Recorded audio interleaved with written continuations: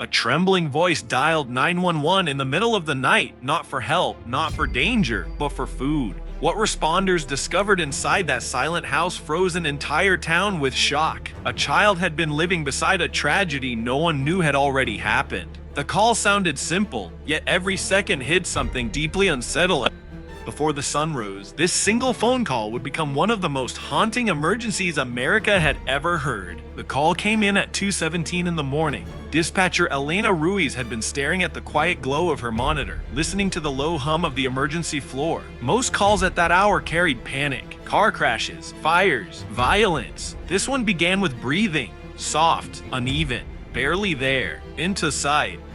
Elena leaned closer to her headset. 911, what is your emergency? Silence answered her, then a small voice crept through the line. I am hungry. Elena blinked. She straightened in her chair. The fluorescent lights above her suddenly felt too bright. Can you tell me your name? My name is Noah. The voice sounded no older than 5. Each word floated out slowly, as if speaking required effort. Where are your parents? Noah, they are sleeping. The boy swallowed. His throat clicked against the microphone. I tried to wake them. A cold ripple slid down Elena's spine. Dispatchers learned to listen not only to words, but to the spaces between them. Something inside those spaces felt wrong. Are you hurt? No. Another pause. My stomach hurts. Elena typed rapidly, tracing the call. The location flickered onto her screen. A small house on the edge of Cedar Hollow. An old neighborhood. Few straight lights, long stretches of shadow between homes. When was the last time you ate? Noah, I do not remember. His breathing rasped louder now. There was a hollow echo behind him. No television, no movement, no adult voice, only quiet. Too much quiet. Can you go to the kitchen and look for food? I already looked. What did you find? Nothing that I can open. A cabinet door creaked somewhere near him. The sound scraped through the line. There's a can. I cannot open it. Metal tapped softly against the floor. Elena pictured tiny hands trying and failing. And disabling. Her chest tightened.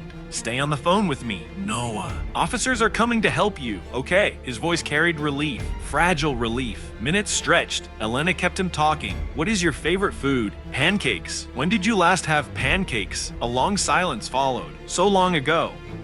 Her fingers froze over the keyboard. In the background, she heard something else. A faint electronic chirp. Sharp, rhythmic, a smoke detector with a dying battery. The sound repeated every 40 seconds. No adult had replaced it. No adult had even noticed. The officers radioed in that they were turning onto the street. Elena exhaled slowly. You are doing great, Noah. I feel sleepy. Stay awake for me. My head feels funny. Fear coiled tighter in her stomach. What does funny mean? Like spinning. A dull thud echoed through the call. Noah, I sat down. Good. Stay sitting. Another sound slipped through the receiver. Buzzing, low, persistent. Elena frowned. It took her a moment to recognize it. Flies. Her heart began to pound. Are you near your parents now? Yes. Can you see them? They are on the couch. Are they breathing? No answer. Static crackled softly.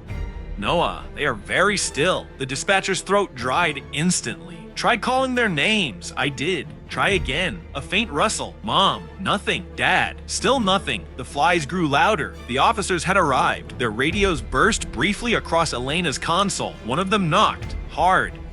No response. Again. Harder. Silence swallowed the sound. Door is locked, an officer reported. A pause. Then the sharp crash of wood splintering. Elena's pulse hammered in her ears. She listened as footsteps moved through the house, slow at first, then faster. One officer cursed under his breath.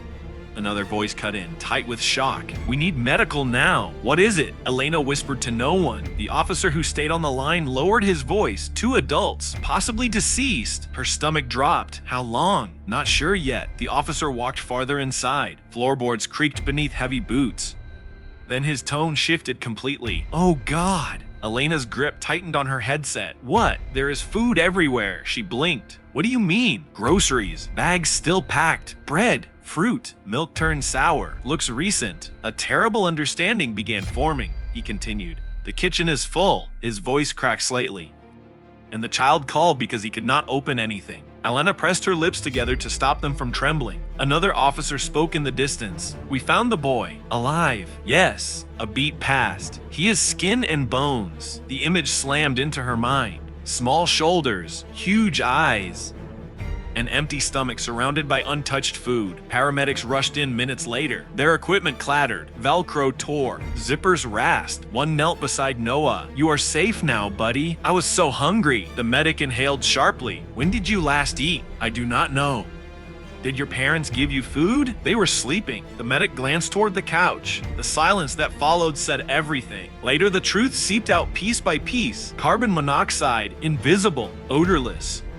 Carbon monoxide, invisible, odorless, merciless. A faulty heater had been leaking the gas for days, maybe longer. The parents never woke, but Noah had. Children often stirred when adults slipped deeper into unconsciousness. He had wandered the house alone, weak, confused. Surrounded by groceries his parents had bought just hours before the leak grew deadly. Boxes too heavy for him. Packages sealed tight, a can with no opener. His world had narrowed to one sharp need: food. The officer who carried him outside later said the boy weighed almost nothing. Neighbors gathered under flashing lights. Red and blue washed across their stunned faces. One woman covered her mouth and began to cry. The winter air bit through coats, yet Noah shivered harder than anyone. A medic wrapped him in a thick blanket. He clutched it like a lifeline. "Elena," the officer called through the line.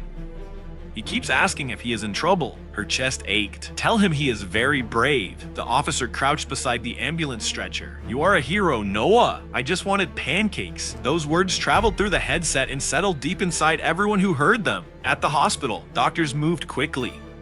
Oxygen flowed. Warm fluid slipped into tiny veins. A nurse offered applesauce. He devoured it in seconds, then asked for more. The staff fought tears as they brought pudding, crackers, juice. Color returned slowly to his cheeks, yet the shock was far from over.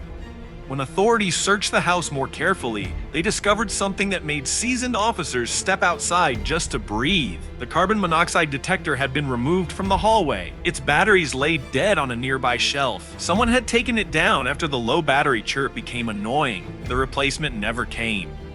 That faint chirp Elena heard through the phone had been another detector, also dying. Another warning, almost ignored. By morning, the story spread through local newsrooms. A child calling 911 for food while his parents lay only feet away. America listened in disbelief. People replaced batteries that same day. Stores sold out of detectors within hours, yet the deepest shock belonged to the paramedic who had first lifted Noah. He told reporters later that the boy did not cry once, not when strangers entered, not when they carried him past his parents, not even when the ambulance doors shut. He cried, only after finishing his second cup of applesauce, as if his body finally believed it would survive. Days passed. Noah remained in the pediatric ward. Social workers rotated gently through his room. They spoke in warm tones. They brought stuffed animals. One night, a nurse found him staring at the ceiling. "Can you not sleep? Can you not sleep?" "I am listening." "For what?" "The beeping." Her heart skipped. "What beeping?" "So we know when to wake up." She swallowed hard before answering. "You are safe here." Still, she checked every detector on that floor before her shift ended. The town held a vigil a week later. Candles flickered in the cold dusk. People stood shoulder to shoulder in silence. Many had never met the family, yet the image of that small voice whispering, "I am hungry," refused to leave them. Inside the hospital, Noah sat beside a window watching snow fall for the first time that season. A volunteer asked what he wanted most when he left. He did not hesitate. Pancakes. The volunteer smiled through tears. "You will have the biggest stack." But that night, something unexpected happened. A nurse making rounds noticed Noah was gone from his bed. The blanket lay folded neatly. The hallway lights cast long, pale reflections across the polished floor. At first, she assumed he had wandered to the bathroom. Then she saw the elevator descend. Her pulse spiked. Security rushed to the lobby. The outer doors whispered open. Cold air slid inside, and there he was, barefoot, hospital bracelet glowing under fluorescent light, standing very still, looking out into the darkness. "What are you doing, sweetheart?" He pointed toward the parking lot. "I thought I heard the beeping again." The nurse followed his gaze. At first she heard nothing. Then faintly, somewhere far off, a single electronic chirp drifted through the freezing night, reaching them on the wind. Slow, steady, waiting for someone else to notice. Snow continued to fall as Noah pressed his hand against the cold glass, realizing that some warnings arrive quietly, yet they carry the power to save a life. The faint beeping in the distance reminded everyone that danger does not always shout. Sometimes it whispers until someone chooses to listen. Across the country, families checked their homes that very night, replacing batteries and holding their children a little closer. Noah never forgot the hunger that pushed him to reach for the phone, nor the courage that small moment demanded. What began as a desperate call for food became the call that saved his life and awakened thousands of others. The silence that once surrounded him was replaced by voices that cared, proving that even in the darkest hours, help can still find its way. Years later, people would still repeat his story as a reminder that a single brave action can echo far beyond one house. And every time a detector chirped somewhere in the night, someone paused, remembered, and chose safety instead of delay. Noah finally got his pancakes warm and sweet, but the lesson left behind was far stronger than any meal. Sometimes the smallest voice in the darkness becomes the loudest warning the world can hear.